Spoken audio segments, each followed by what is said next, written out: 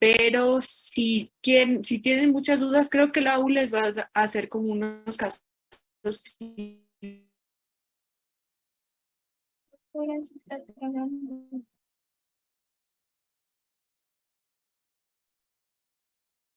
¿Ya? ¿Ya me escuchan? Sí, ¿verdad? Como que se fue. Ya, sino que estaba conectada con una red que no era la principal. ¿Ahí ya me escuchan mejor? Sí, doctora. Ya, doctora. Ya. Entonces en el Classroom les metí dónde enviar las tareas para que por fin si puedan enviarlas ahí, estaría súper bien, ¿vale? Porque veo que nada más la han enviado hasta ahora 39. Les puse como no un plazo para que la envíen todos y no les vaya a reducir los puntos dependiendo de la tarea, ¿vale? Para que todavía tienen tiempito.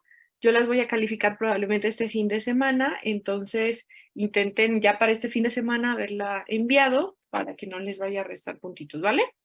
Y de esta clase de litiasis también tengo como una tarea que se hace en casa, que es como un quiz para que lo realicen en línea y también me lo envíen, ¿vale? Para que pongan atención a esta clase porque van a haber varias preguntas de ahí. ¿Listo? Entonces, ya vamos a empezar. El abordaje de la litiasis es bien importante para los nefrólogos. La litiasis la compartimos con los urólogos, porque al final los urólogos son los que sacan las piedritas, ¿verdad? O los que hacen la litotripsia, cualquiera de estas cosas. Pero lo importante para nosotros como nefrólogos es entender por qué la persona hace litos, ¿vale? ¿Por qué? Porque normalmente no es nada más una naturaleza que nada más está ligada al riñón, que uno sospecha pues que la orina está como muy saturada, hace la piedra y listo, ¿no? Sino que hay muchísimas cosas que generan litiasis y nosotros tenemos que abordar cada cosa por separado, porque pues el tratamiento va a ser muy diferente para cada una. Algunos comparten tratamiento lógico, digamos como hidratación y cosas así, pero hay otros tratamientos que sí son muy específicos, ¿sale? Entonces, nosotros tenemos como esta grafiquita que está bonita, que es como la edad de piedra en el riñón. Entonces, si ustedes se dan cuenta, nosotros pensamos nada más que existen un solo tipo de litiasis cuando estamos como en la, en la facultad, pero si se dan cuenta, existen un montonal de tipos de litiasis. Cada una es diferente, cada una tiene un origen diferente y cada una de alguna forma se puede tratar de forma diferente. Ustedes se dan cuenta que muchas veces hacemos sedimento urinario.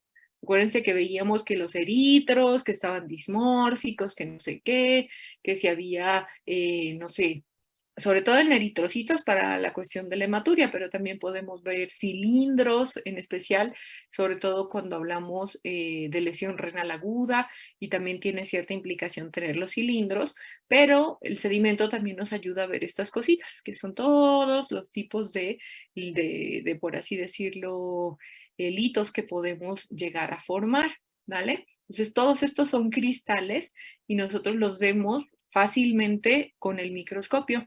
La mayoría de los que vemos son estos, son calcio, fosfato, oxalato, algunos por ahí de estruvita, pero hay algunos por ahí que podemos llegar a ver incluso así como tan exóticos como este, ¿no es cierto? O como estos por acá que son asociados a fármacos, ¿vale? O estos de ciclovir que parecen así unas agujitas. ¿Listo? Entonces, para que amplíen su mente, que la verdad tenemos un montonal de piedras diferentes en el riñón. ¿Vale?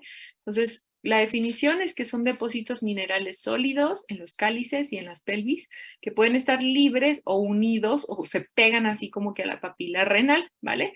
Componentes, pues tienen muchos, tienen minerales, pero también pueden llegar a tener componentes orgánicos, pero la mayoría son minerales. Y es importante porque incluso pueden llegar a generar nefrocalcinosis y esto se asocia más a enfermedad renal crónica. Súper importante porque a veces uno cree, no, pues esto nomás es la piedrita y ya, no. La obesidad, diabetes, hipertensión y el síndrome metabólico son factores de riesgo y se asocian a el hecho de generar cálculos. Entonces, quieran o no, cuando vemos una persona con piedritas, tenemos que investigar acerca de todas estas cosas, porque se pueden asociar al hecho de que tenga piedritas y obviamente esto va a traer un tratamiento totalmente diferente. Es algo frecuente, una de cada 11 personas en Estados Unidos va a tener nefrolitiasis en algún momento de su vida, es decir, de los que estamos presentes, casi que 6 más o menos vamos a tener piedras, ¿no? En algún momento de la vida. Es frecuente la prevalencia y teóricamente es más frecuente en hombres en comparación con mujeres, sobre todo en países industrializados. La recurrencia, ojo con esto, puede llegar a ser tan alta como de que recurra a los 20 años un 75%. Y eso es algo importante porque a una persona que ya tuvo una piedra, ahorita les voy a enseñar una escala en donde nosotros de alguna forma pronosticamos el riesgo de que vuelva a suceder. Pero en general la recurrencia es frecuente. A los 5 a 10 años la mitad van a tener otra piedra y a los 20 años hasta el 75% van a tener otra piedra. Por eso es importante investigar la causa y no dejar de lado a una persona que haya hecho litiasis, porque como es una causa de enfermedad renal crónica, eventualmente, si nosotros no lo corregimos, cada episodio de litiasis va a dañar un poco el riñón y va a desencadenar que la enfermedad renal crónica pues sea mucho más temprana, ¿vale? Entonces depende el tipo de de cálculo, si es la primera vez que tenemos un lito o si son litos a recurrencia, que a cada ratito nos vuelven a dar, ¿vale? Cuando son litos por primera vez, lo más frecuente es que sea oxalato de calcio, seguido de fosfato de calcio, seguido de ácido úrico, y si ustedes ven acá es menos frecuente que sea estrubita, cistina o fármacos, ¿vale? Pero cuando son a repetición, igual el oxalato de calcio sigue siendo más frecuente, el fosfato un poquito más frecuente que en la de primera vez, pero vean aquí que la estrubita y la cistina se vuelven más importantes, incluso hasta 3 veces más que en la que son de primera vez, y se dan cuenta, sobre todo el de cistina, ¿sale? Para que lo tengan en mente. Entonces, estas fases de litogénesis son importantes porque de ahí de alguna forma nosotros como que predecimos por qué hace una piedra o una persona, ¿vale? Entonces, estas vienen las preguntas para que les pongan atención. Entonces, la primera es una sobresaturación de orina, ¿vale? Esa sobresaturación de orina va a estar de alguna forma precedida por el hecho de que estemos deshidratados, que consumamos mucha sal, ¿no es cierto? Que se sature más la orina en ese caso. Después viene una fase de nucleación con una cosa que se llama la placa de Randall. Entonces estos cristales como que se pegan aquí y empiezan a crecer y entonces ya se vuelven grandotes y después ya se agregan más cristales a esta zona y ya se vuelve la piedrita, ¿vale? Siempre nuestra orina va a tener inhibidores para que no hagamos piedritas, que es lo normal, ¿vale? Y promotores. Entonces, dentro de los inhibidores, el más importante es el citrato, pero existen otros como el magnesio, pirofosfato y uromodulina. Pero llévense a la mente que un inhibidor súper importante es el citrato. Y algo bueno de esto es que nosotros le podemos dar a los pacientes citrato oral justo para inhibir que tengamos piedras, ¿vale? Y dentro de los promotores, entonces ahí viene el hecho de que tengamos más calcio, más oxalato, más fosfato, más urato, más cistina, ¿vale? Que al final van a ser el origen del calcio, de la litiasis y del cálculo. Entonces, ¿qué factores de riesgo tenemos para la litiasis? Montonales, son muchísimos. Y esto es otro factor, es otra de las preguntas que vienen en su quiz. ¿Cuáles son? Género, ya vimos que más frecuentes en hombres, la edad, ¿no es cierto? Ojo con los niños chiquitos o las personas muy jóvenes, ¿vale? Porque si uno empieza muy chiquitito a generar piedras, eso no es normal. Y lo más probable es que tengamos algo metabólico raro, ¿vale? En especial cistina. La raza, herencia, si tenemos familiares con piedritas, es más frecuente que nosotros la hagamos. Variaciones estacionales, nivel socioeconómico, les va peor a las personas con bajo nivel socioeconómico. Hábitos dietéticos, en especial la comida occidentalizada, ¿verdad? Que las papitas, las hamburguesas, todas estas cosas. Y ojo, porque aquí veremos algunos otros alimentos que pueden llegar a generarlo. Y factores predisponentes, como ya les decía, ahí entran un montonal de factores, sobre todo hipertensión, obesidad. Ojo con esto, hiperparatiroidismo. Ustedes ya pasaron por endocrino, ¿verdad? Entonces, el hiperparatiroidismo, ¿en qué consiste? ¿O por qué creen que esté asociado a que tengamos piedritas? ¿Se acuerdan cuál era la primera manifestación del hiperparatiroidismo? La hipercalcemia. Ándale, exactamente. Entonces aquí vamos a tener una PTH alta y la PTH se asocia a que tengamos hipercalcemia. Y entonces si estamos diciendo que el calcio alto en la orina puede generar litiasis, pues obviamente el hecho de que tengamos calcio muy alto en la sangre va a ser ese riñón que empiece a orinar más calcio porque pues es anormal que tengamos el calcio alto y el riñón lo elimina y por eso hacemos piedras, ¿vale? La acidosis tubular renal, hiperuricemia y la hipercalcemia como está acá, que puede ser debida a hiperparatiroidismo, pero puede no deberse a hiperparatiroidismo, ¿vale? Ojo con estos, porque miren que incluso enfermedades intestinales, malabsorción, diarrea crónica, las personas que van a cirugías bariátricas tienen una cosa que se llama hiperoxaluria, ¿vale? Y ya vimos que también las piedritas pueden ser de oxalato.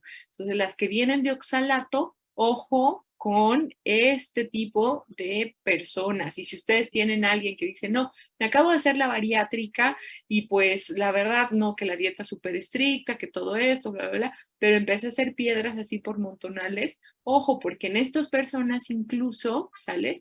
La indicación es que reduzcan en la comida los alimentos que tienen oxalato.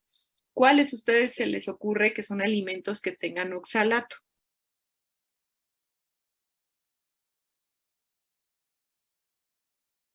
Las hortalizas. Las hortalizas pueden ser, exacto, muchas verduras, sobre todo verdes, tienen un buen de oxalato, entonces incluso a esas personas nosotros les vamos a quitar esas verduras, ¿vale? Porque van a ser más oxalato. Entonces imagínense, la dieta normal que uno siempre recomienda, que es, ay no, que coman más verduras, más frutas, ¿no es cierto? Menos carne, menos esto. Todo eso, pues al contrario, casi que es al revés para ellos, ¿vale? Y entonces les vamos a mandar a comer menos alimentos ricos en oxalato. Doctora, Ojo, dime. pero le puedo preguntar algo, es que es algo muy X, pero me llamó la atención la otra vez que estaba esperando para la rotación. Alcancé a escuchar que otros doctores, no sé si eran residentes o qué, que dijeron que de una paciente que es que tomaba mucho jugo verde siempre y que por eso le había dado litiasis, pero no sé si realmente sí es verdad que por tomar jugo verde, o sea, tengas problemas después. El jugo verde como tal, o sea, en general consumir verduras y dentro de esas el jugo verde, no hay tanto problema. El problema es si tú tienes alguna de estas enfermedades que hacen que tu absorción del oxalato sea muy alta, ¿vale? Entonces, por ejemplo, como te digo, si tuviste alguna cirugía con bypass, si tuviste alguna enfermedad inflamatoria intestinal, ¿no es cierto? Si tienes mala absorción o diarrea crónica, a esas personas el consumir un montonal de verduras les hace mucho daño, ¿vale? Entonces, posiblemente la persona ya tenía de base algo gastrointestinal, muchas veces no diagnosticado, ¿vale? Porque muchas veces uno en diarreas crónicas dice, ah, no, intestino irritable, ¿no? O no, es que como por fuera de la calle y pues todo me cae mal. Y pues la verdad son incluso hasta episodios de mala absorción y obviamente el jugo verde continuo a esos pacientes pues les va a hacer daño, ¿verdad? Porque tiene un montonal de oxalato y terminan haciendo hiperoxalurias y terminan haciendo también litiasis. Igual más al ratito vamos a hablar de las hiperoxalurias, pero hay algunas que son desencadenadas por enfermedades diferentes, sobre todo a nivel gastrointestinal. Pero hay otras hiperoxalurias que vienen directamente de alteraciones genéticas. Y en esas hiperoxalurias, sobre todo en la tipo 1, son personas que desde chiquitos generan un montonal de oxalato y entonces esas personas van a tener litiasis a repetición desde la infancia. Y se puede dar ciertos tratamientos específicos desde la infancia, pero son pacientes que desde chiquitos ya vinieron con piedras, piedras, piedras, piedras, y uno analiza la orina de esas personas y sale que tiene los oxalatos altos. Entonces, lo ideal sería, por ejemplo, a esa paciente que los residentes dijeron que tenía hiperoxaluria o que sospechaban que eso haya sido la causa de la litiasis, hacerle un perfil de litiasis renal. Ahorita más al ratito vamos a hablar de él, cómo lo pueden enviar y cómo lo interpretan. Y ya con eso, pues ya nos salimos de la duda y ya no queda como en el chisme, ¿verdad? De que fue por el jugo verde, sino que más bien lo corroboramos. ¿Listo? Ojo también con las personas con hipertiroidismo, ¿vale? Ojo con los medicamentos, más adelante vamos a hablar de estos, pero muchos medicamentos, sobre todo los antibióticos, tienden a generar litiasis, ¿vale? Ojo, obviamente, con deshidratación, por ejemplo, los que están, yo que sé, en Veracruz y cosas así, que son cortadores de leña, ¿no? O ahora, por ejemplo, que andamos con estos calorones, pues cualquier persona que sea conductor de Uber o de taxi, pues va a evitar tener que ir al baño a cada ratito. Y si ustedes se dan cuenta, muchos de los conductores tienen al lado su coca y van a tener un montonal de sal, ¿no es cierto? Y de alguna forma bebidas muy osmóticas y pues la verdad no se van a hidratar tan bien, ¿vale?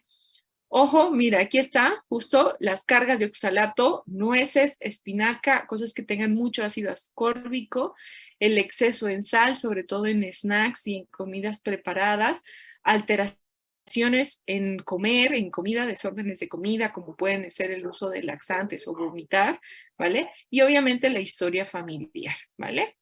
Entonces, ahí me escuché. Creo que alguien tiene el micrófono prendido. Entonces, el diagnóstico y la prevención parten del conocimiento de la fisiopatología y de por qué se está formando la piedrita, ¿vale? La evaluación metabólica es bien importante porque nos ayuda a estimar la recurrencia, ¿no es cierto? Diagnosticar una enfermedad sistémica subyacente, porque como vimos, por ejemplo, con el hiperpara, muchas veces la litiasis es la primera causa o la primera forma en la que nosotros empezamos a sospechar que el paciente tenga hipercalcemia, ¿vale? Valorar el riesgo de enfermedad renal crónica y de enfermedad ósea mineral. La evaluación general siempre la vamos a hacer en todos los pacientes que tengan una sola piedra, un único evento. Y es una evaluación, como dice, general, muy tranquila, cosas muy no tan elaboradas, ¿no es cierto? Nada más como para detectar alguna cosa que esté raro. Y todos lo deberían de tener. Pero hay personas, y ya veremos quiénes, son los que requieren una valoración más extendida. Entonces, los que son formadores de segundo lito o que tienen actividad metabólica requieren una evaluación completa. Entonces, si alguno de ustedes, por ejemplo, alguna vez ha hecho una piedrita o en su familia alguien ha hecho una piedrita y vuelve otra vez a los 5 o 6 años a hacer otra piedrita, esa persona ya necesita una evaluación completa, ¿vale? Y que lo vea un nefrólogo. ¿Listo? Si tiene datos de actividad metabólica, quiere decir significa eso, que hacemos una tomografía y encontramos el culpable, ¿no? El lito culpable que está generando la molestia, pero además en el otro, por ejemplo, encontramos que también hay piedritas más chiquitas que como que se están formando, que están ahí, no habíamos notado, eso es enfermedad metabólica activa y a esas personas también hay que buscarles el origen. Todos los niños, independientemente de cuándo fue el evento, y los que son litos diferentes a calcio, sobre todo los que vienen de estrubita o cistina, ¿vale? Ojo, no todos los pacientes requieren estudios muy elaborados y adicionales. La mayoría nos vamos a quedar con la evaluación general y ustedes son capaces de hacer una evaluación general, ¿vale? ¿Qué es la evaluación general? Y ojo, si ustedes ven algún paciente o van a hacer una historia clínica de un paciente con litiasis, esto es lo que le tienen que preguntar, ¿vale? Y eso es lo que tiene que estar en su historia clínica.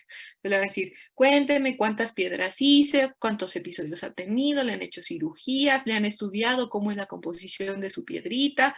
En la historia clínica tiene factores de riesgo, ha tenido gota, es diabético, obeso, tiene procesos malabsortivos gastrointestinales, ha tenido el diagnóstico de acidosis tubular renal o de sarcoidosis, hiperparatiroidismo, problemas genéticos como son todos estos que están aquí, ¿verdad? En la historia de lo que usted consume mucho calcio, por ejemplo, ¿cuáles creen ustedes que puede ser una causa que tenga calcio en las dietas que puedan tener los pacientes? Sobre todo en cuestión de fármacos, hay algunos que tienen calcio. ¿Recuerdan alguno que a veces la gente como que le gusta?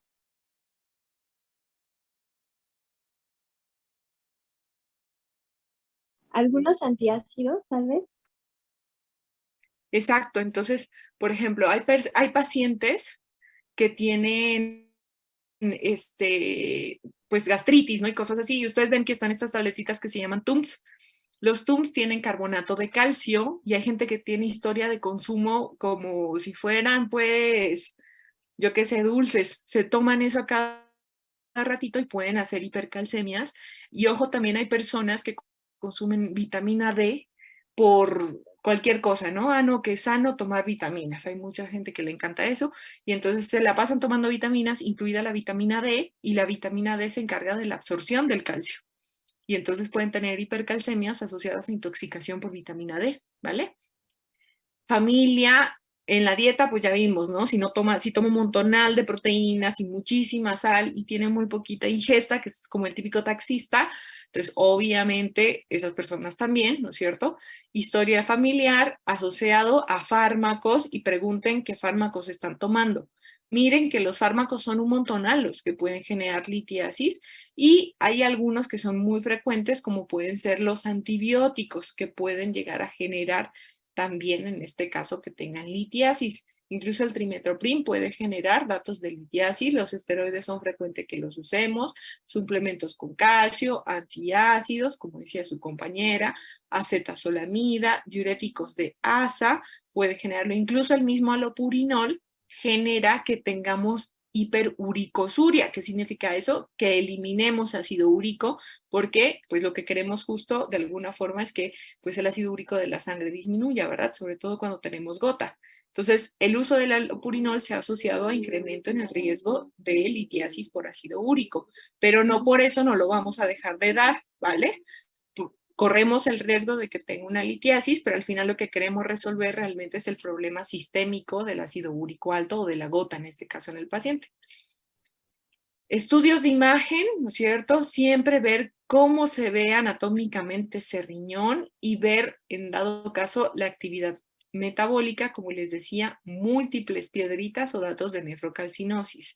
Los estudios generales, creatinina, electrolitos séricos, por ejemplo, aquí podríamos cachar esta hipercalcemia, en el bicarbonato podríamos cachar una acidosis tubular renal, que por lo general también tienen hipocalemia, ¿vale? Y si hay indicación porque tiene hipercalcemia, por ejemplo, de medir la paratormona, pues la medimos, ¿verdad? En el examen de orina, ver cómo está el pH, ver si hay cristales, porque a veces se ven cristales de no sé qué, ¿vale? Y ver el cultivo de orina, porque también veremos que hay algunas bacterias que hacen piedras.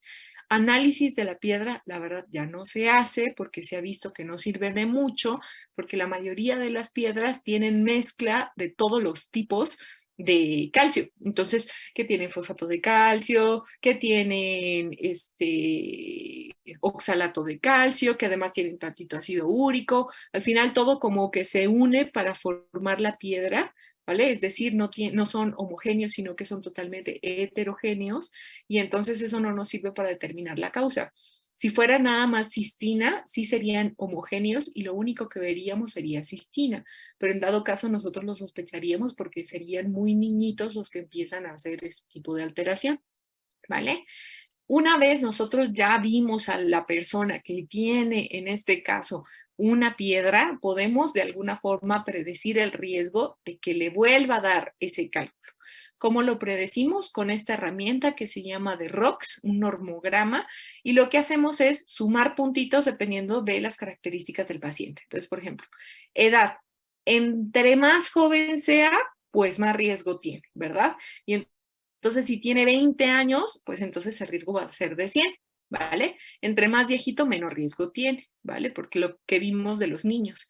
Si es hombre, tiene más riesgo y ahí va sumando 27. Si es raza blanca, más riesgo, 30. Si tiene historia familiar, 48. Si ha tenido hematuria franca, ¿no es cierto? Macroscópica, con los síntomas de la primera piedra, 8, se le suma aquí. Si tiene composición de ácido úrico, 92. Si tiene en algún momento en la unión ureterovesical, 15. Si tiene piedras sintomáticas que estén en la pelvis o que estén en el polo renal inferior, 75, porque estos más se van a la estrubita, ¿vale? Si tienen síntomas concurrentes no obstructivos de las piedras, 54.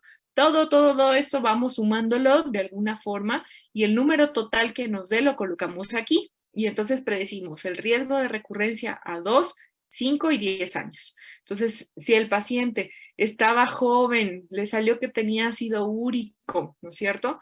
Y además está en el polo inferior o en la pelvis, ¿no es cierto? O si tiene un evento previo, sospecha, no, pues ya tiene un montonal, ya tiene más de 300 y le vamos a decir a ese paciente, mire, su riesgo de recurrencia a 10 años es del 70%. O sea, a fuerzas va a recurrir. Por eso hay que investigarlo. Esto también nos ayuda a decir a quién se va a ir uno a investigar de una forma más específica, ¿vale? De nuevo, ¿qué les vamos a mandar a cada uno dependiendo de lo que encontremos? Y más adelante hablaremos de este, por así decirlo, de estos análisis ampliados en los que tienen de alguna forma recurrencia o mayor riesgo, ¿vale? Entonces, el análisis metabólico se hace en litiasis recurrente, primer episodio con alto riesgo de recurrencia o en los que sean niños. ¿Qué vamos a medir? Sobre todo en estos recurrentes, vamos a medir en especial en la orina de 24 horas estos componentes que vemos acá, ¿vale? Justo lo medimos y vamos a hacer una cosa que se llama un estudio metabólico del lito, pero no es tanto de analizar la piedra, porque antes se usaba eso, sino más bien analizar la orina de la persona y analizarla antes de ingerir calcio. Le damos a tomar tabletas de calcio desde un jueves hasta un martes y el martes volvemos a recolectar la orina en 24 horas y vemos si el paciente qué problema tiene con el calcio y medimos las otras cosas como son el citrato, el oxalato y demás. Esta es otra pregunta del quiz para que le tomen fotillo y estén pendientes. Lo normal de los valores de orina es que orinemos más de 2.5 litros al día. De calcio, la medición de calcio es normal que sea menos de 4 miligramos por kilo de peso o que en varones sea de menos de 300 miligramos en el día y en mujeres menos de 250. Esto es súper fácil, en el hospital lo hacen, medimos el calcio nada más en 24 horas. Oxalato, menos de 40 miligramos y por eso justo el paciente que tenías duda, si tuviera más de 40, pues le podemos echar la culpa a de alguna forma el consumo excesivo de estas verduras y que de plano él tenga el componente de que genere que mal absorba pues el oxalato y que el oxalato se le acumule, por así decirlo, y lo tiende a eliminar en la orina, ¿vale? Porque si no, pues a nadie le mandaríamos verduras, ¿verdad? Y teóricamente casi que realmente a la mayoría le recomendamos que consuman un montonal de verduras y que no se restrinjan tanto en eso. Ácido úrico menos de 750 en mujeres y de 800 en varones. El citrato, que ya dijimos que es un inhibidor, más de 320 miligramos al día. Sodio menos de 3.000 al día o 130 milimol. Fósforo menos de 35 milimoles. Y la creatinina, que ya vimos cuál era el valor normal en hombres y mujeres, ¿vale? Esto hace parte del análisis de la piedrita y lo que yo hago es, como les digo, el jueves se cita, eso se hace en el hospital de nutrición, se le toma la recolección de orina en 24 horas, se mide todas estas cosas, se le da una carga oral de calcio y el martes vuelve a medirse la orina, ¿no es cierto? Otra vez en 24 horas y vemos si este calcio en especial se modificó, ¿vale? El sedimento urinario también es súper importante porque nos ayuda a determinar qué tipo de piedrita pudiese llegar a ser. Y como nos dimos cuenta previamente, hay varios tipos de cristales que podemos ver. De los de oxalato de calcio pueden ser dihidratos y monohidratos. Estos nosotros les llamamos como pesitas y es frecuente que los encontremos. Y estos de acá de oxalato, que son cartitas, también son frecuentes que los encontremos. A estos voy a tomarles un ratito nada más para explicarles que es bien importante que los tengan en mente porque son los cristales que se van a ver en pacientes que tengan datos de una intoxicación por alcoholes, ¿vale? Por metanol en especial. Ellos usualmente hacen incremento de estos niveles de oxalato en orina y cuando hacemos el examen general de orina en pacientes que tenemos sospecha de intoxicación por metanol, aparecen estos cristalitos. Por ahí creo que tiene alguien el micrófono prendido. No sé quién será, para que lo apague. Ah, es Alidali. Ándale, ya, Alidali. Muchas gracias. Sí, perdón, doctora, no me fijé cuando lo prendí. Tranqui. Ajá. Y los cristales de fosfato de calcio se ven así, si ven, son como unas por así decirlo, como unos prismas, pero en ocasiones pueden hacer rositas. Estruvita, que es frecuente que los encontremos así, los que son romboides, que son los de ácido úrico, y estos hexagonales grandotes, que son de cistinuria. Pues fácilmente, si por ejemplo agarramos a una adolescente o a un niño, por ejemplo, ustedes que van a ver probablemente niños en pediatría, y en el examen general de orina les dicen, encontramos cristales de cistina, ojo, porque eso es un desorden genético y esos pacientes van a hacer piedritas a repetición, así cañón, pero súper, súper, súper así, son súper formadores de litos y requieren de un tratamiento específico y de un seguimiento muy estrecho por nefrología pediátrica, porque eventualmente esos niños con tantas piedras van a terminar en enfermedad renal crónica. Análisis del cálculo, la verdad, poco sirve, el único si acaso el de cistina y estruvita. Los otros usualmente no los usamos porque vienen mezclas de todo, ¿vale? Son heterogéneos. Estudios de imagen usados con menos frecuencia, urografía, radiografías, la verdad ya eso ya no se usa. Obviamente si están así en el pueblo más lejano y no hay nada, pues quizá la radiografía sirva, pero ya veremos que hay algunos que no se ven en las radiografías, ¿vale? Y de los que son usados con más frecuencia, el ultrasonido es la primera opción en niños embarazadas. Puede verse litos menores de 5 milímetros. Los litos menores de 5 milímetros no se pueden valorar. Y lo ideal es hacer una urotomografía, ¿vale? Entonces empezamos siempre con un ultrasonido. Pero si no sale nada en ultrasonido o hay dilatación y no alcanzamos a ver la piedrita, lo ideal siempre es migrar a una urotomografía. Sobre todo porque va a cachar esas piedritas chiquitas y si sospechamos que tiene actividad metabólica, es decir, que quizá pueda estar en otro riñón o más en el mismo riñón, la tomografía sí los va a poder cachar. El ultrasonido por lo general no. Y tiene 97 de sensibilidad y de especificidad 95. Si ustedes ven aquí, hay algunos que son radioopacos, es decir, si los vamos a ver, y hay algunos que son radiolúcidos, como el ácido úrico, que no los vamos a poder ver. Incluso estos de ácido úrico, hasta en la tomografía, pueden llegar a ser difíciles de ver. Creo que es esta otra pregunta, para que vean cuáles son radioopacos y cuáles son radiolúcidos. Lúcidos. La mayoría van a ser en pH ácido, ¿vale? La mayoría. Pero hay algunos que tienen algo de pH alcalino, ¿vale? Entonces, ojo, porque eso también nos ayuda a ver con frecuencia, ¿no es cierto?, qué características en la orina encontramos y qué sospechamos que pueda llegar a ser el origen de la litiasis. Entonces, dentro de los que son derivados de calcio, tenemos que 85% son oxalato de calcio, son 85% de las litiasis y se divide en la más frecuente oxalato seguida de fosfato, ¿vale? ¿Qué predispone? Bajos volúmenes urinarios, menos de 1 litro al día, osmolaridades muy altas, clima caliente, hipercalciurias, que ya vimos cómo se diagnostican, hiperoxalurias también, porque acuérdense que es oxalato de calcio, hipositraturia, que es súper frecuente, 20 a 60%, y se define así, ¿no es cierto? Y hiperuricosuria, si se dan cuenta, muchos factores de riesgo generan el hecho de que tengamos litiasis por calcio.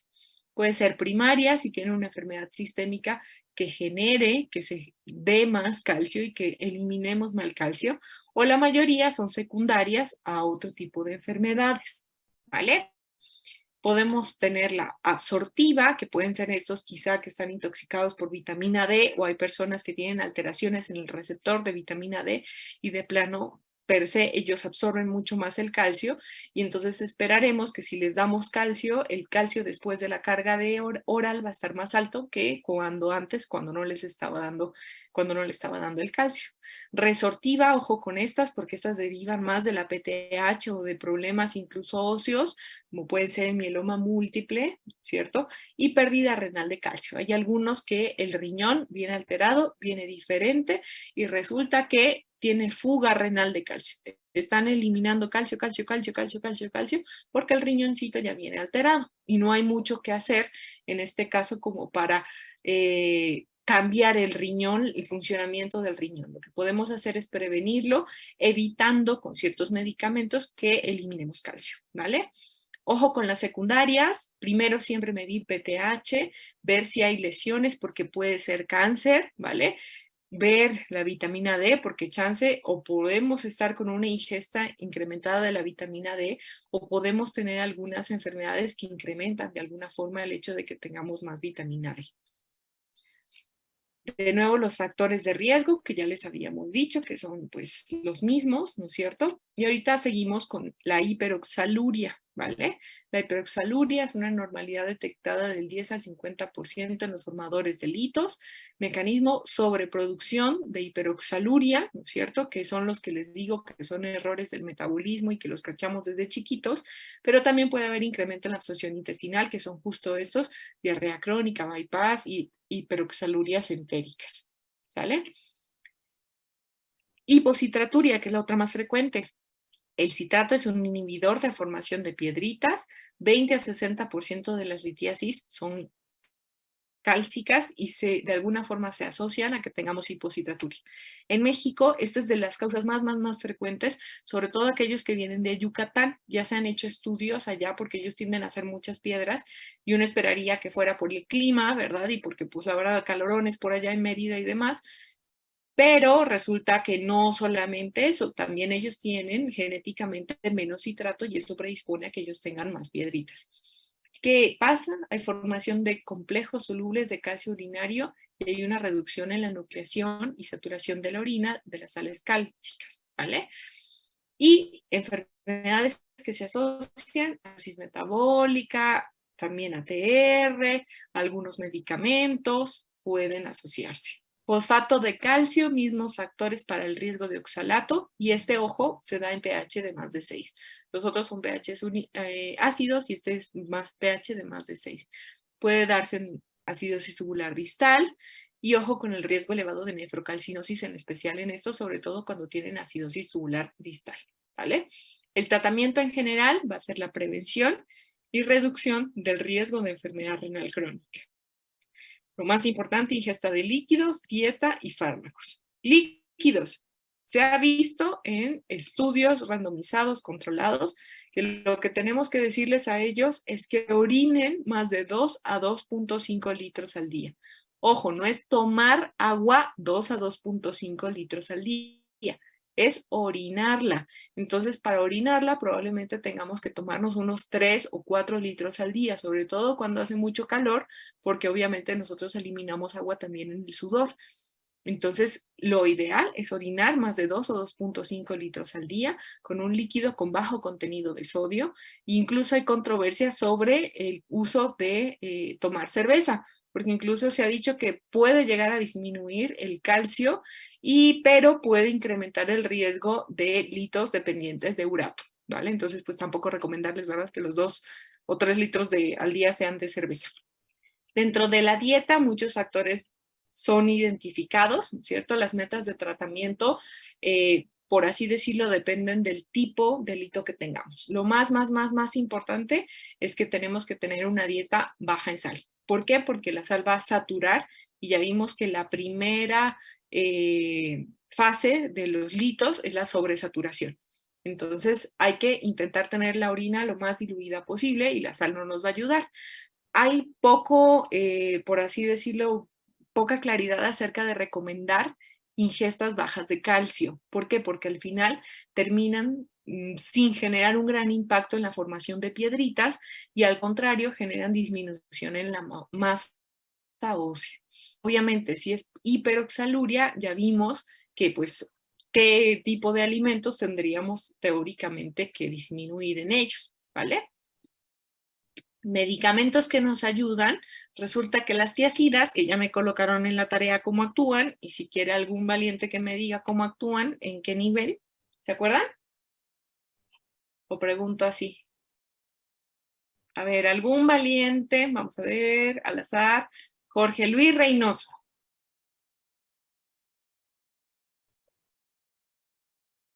¿Me copias, Jorge Luis? Sí, doctora. ¿Sí me escucho Anda, bien? entonces, sí, te escuchas muy bien. ¿Dónde actúan las tiazidas? En el túbulo contorneado distal. Ándale, exactamente.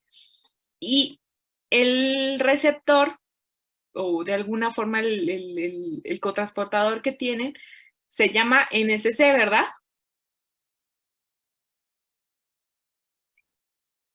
No recuerdo, pero según yo venía NSC, con ¿vale? transportador unidireccional de sodio cloruro. Exacto, entonces está raro que tenga que ver con el calcio, si teóricamente lo que mueve es sodio y cloro, ¿vale?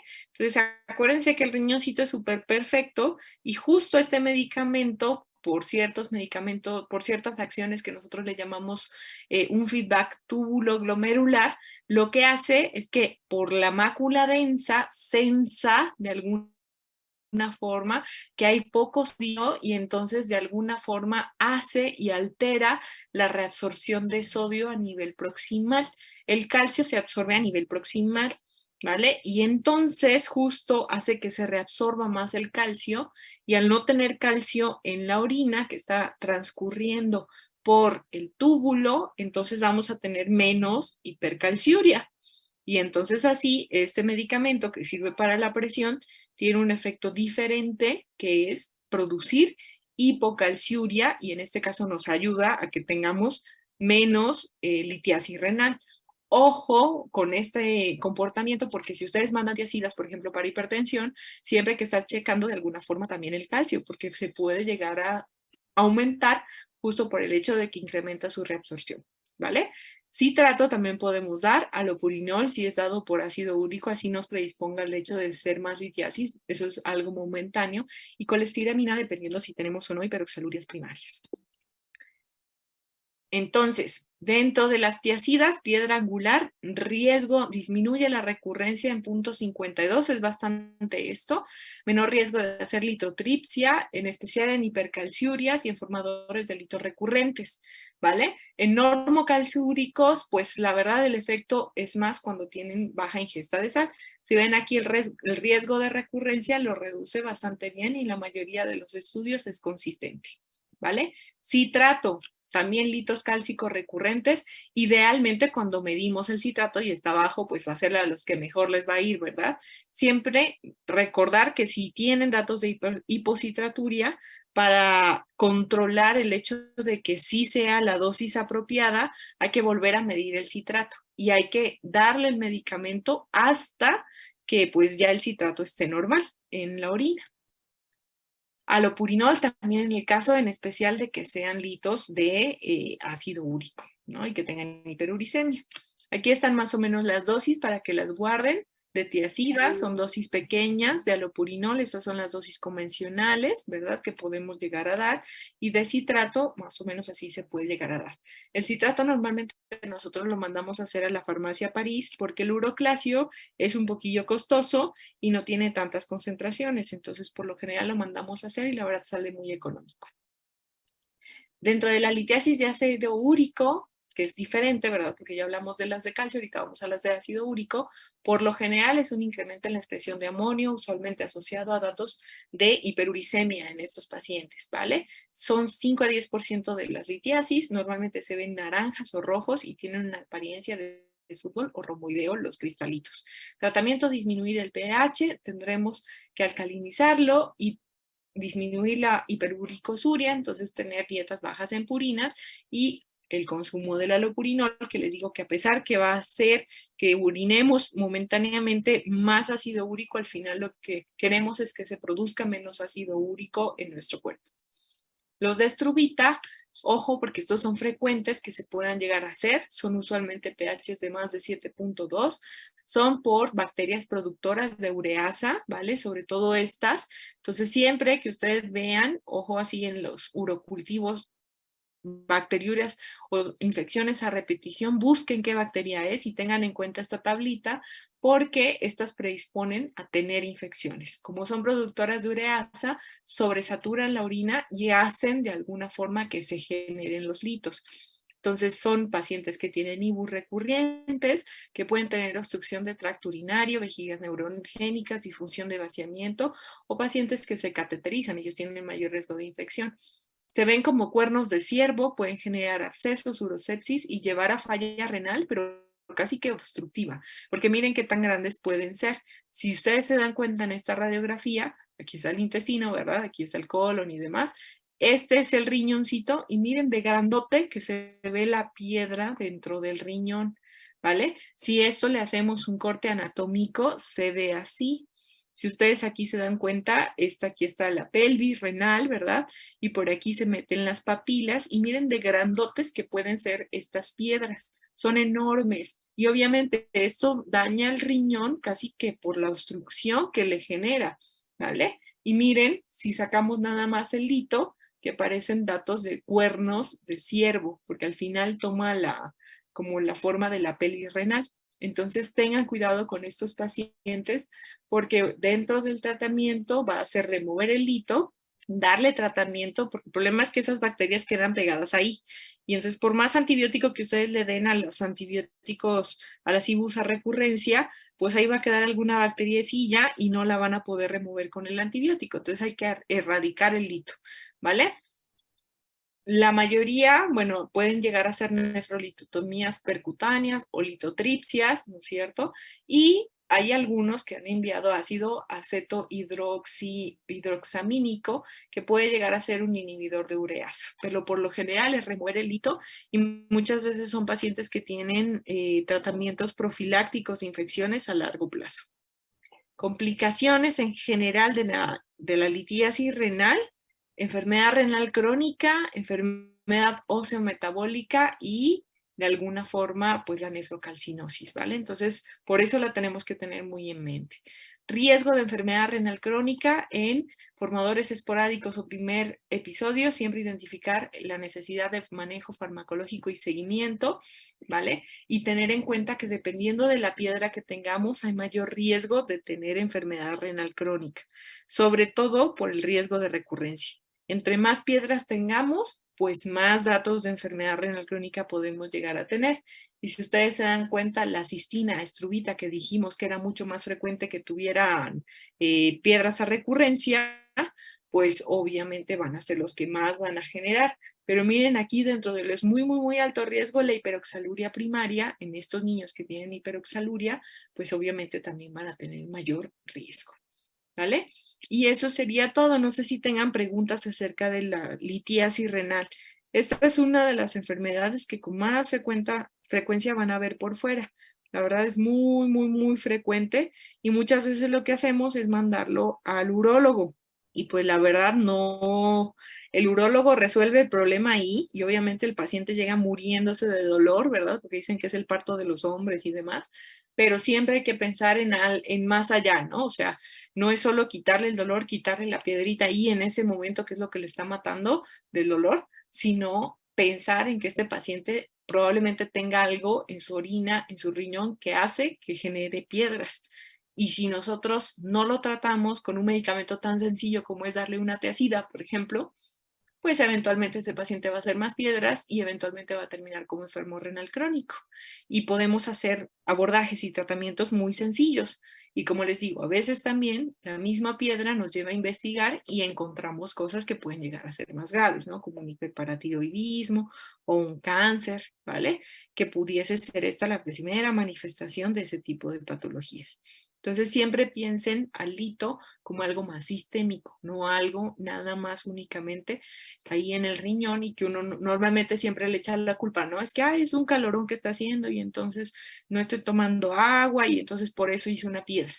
Bueno, una vez en la vida, chance y sí, pero si empieza a ser recurrente o tiene algún factor de riesgo, es mejor hacer el cálculo del riesgo y si el riesgo es alto, pues mejor hacer una investigación completa, ¿vale?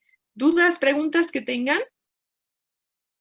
Doctora, yo sí tengo una. Entonces, si el paciente solo tiene una vez como tal la litiasis y ya después se le vuelven a hacer estudios para pues ver que está bien y sale bien, ¿cuándo se le vuelve a mandar esos estudios de seguimiento para ver que obviamente solo fue esa ocasión? Ok, normalmente cuando uno tiene un episodio de litiasis, un único episodio, en este caso, ponle tú, yo, ¿no? Voy al médico porque me está doliendo aquí o tuve tantita hematuria y me hicieron un estudio y salí con una piedra. Es normal que una persona alguna vez en su vida pueda tener una piedra, ¿vale? O sea, es normal por deshidratación, por consumo de, así me comí un filetote gigante y un montonal de sal y no me hidraté y entonces por eso me dio la piedra. Eso puede ser normal en una persona, ¿vale? ¿Cuándo se vuelve anormal? Cuando durante ese episodio me hacen una tomografía, ¿no es cierto? Y encontraron la culpable del dolor y demás, pero además en el otro riñón o en ese mismo riñón hay más piedritas. Eso me habla que es una enfermedad activa. Y desde ese momento yo ya empiezo a investigarlo, ¿vale? A esa persona. Si fue un único episodio, un único cálculo, como que uno identificó, andaba deshidratado, demás, lo vuelves a investigar hasta el segundo episodio, ¿vale? Obviamente siempre este normograma de ROX nos ayuda a ver el riesgo de recurrencia. Si el riesgo es muy alto, pues es mejor empezarles a hacer estudio. Por ejemplo, si es un hombre, pues es más frecuente que sean hombres. Si tiene antecedentes familiares, ya uno empieza a prender focos, ¿no es cierto? O si te dicen, no, es que desde niño, híjole, pues este sí tengo que a fuerzas estudiarlo, ¿vale? Entonces, un único episodio en una persona que solamente tiene una única piedrita, uno la puede dejar pasar y hacerle un estudio normal, ¿no? Los electrolitos de base y listo. Si este paciente ya tiene datos, entonces la creatinina, por ejemplo, ya está alta y demás, pues mejor lo observo más estrechamente, porque posiblemente por algo se le está dañando el riñón y el cálculo puede ser el culpable, ¿no es cierto? Y entonces posiblemente esta persona yo no puedo dejarla que recurra porque probablemente eventualmente va a ser enfermedad renal crónica mayor, ¿no? Y va a terminar en diálisis o algo así. No sé si queda como claro, más o menos. Sí, doctora, era eso, gracias. Vale. ¿Alguna otra duda que tengan?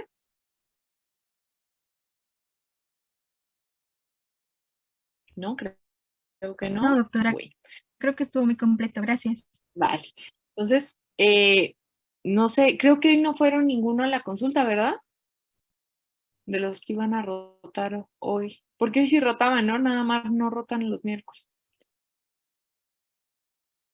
Bueno, mañana igual nos vemos si hay alguno que esté en la consulta. Si tienen dudas, preguntas, sobre todo de los síndromes glomerulares, porfa, acérquense con cualquiera de nosotros, incluso también con los residentes, les pueden resolver sus dudas, ¿vale? Porque eso es lo más importante que tengan en mente y que quede claro, ¿vale? Ahorita les subo la cuestión del quiz, ¿vale? Para que también cuente. Se conectaron 58 y son 63, entonces por ahí hay y conmigo pues serían 64, ¿verdad? Entonces hay 4 que faltaron, ¿vale? Entonces, no, pues son más, ¿no?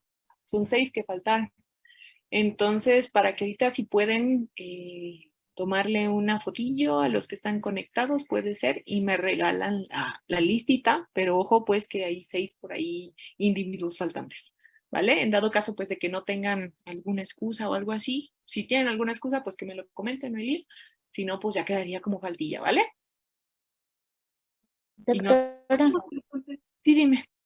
¿hasta qué hora tendríamos para mandar lo del quiz? O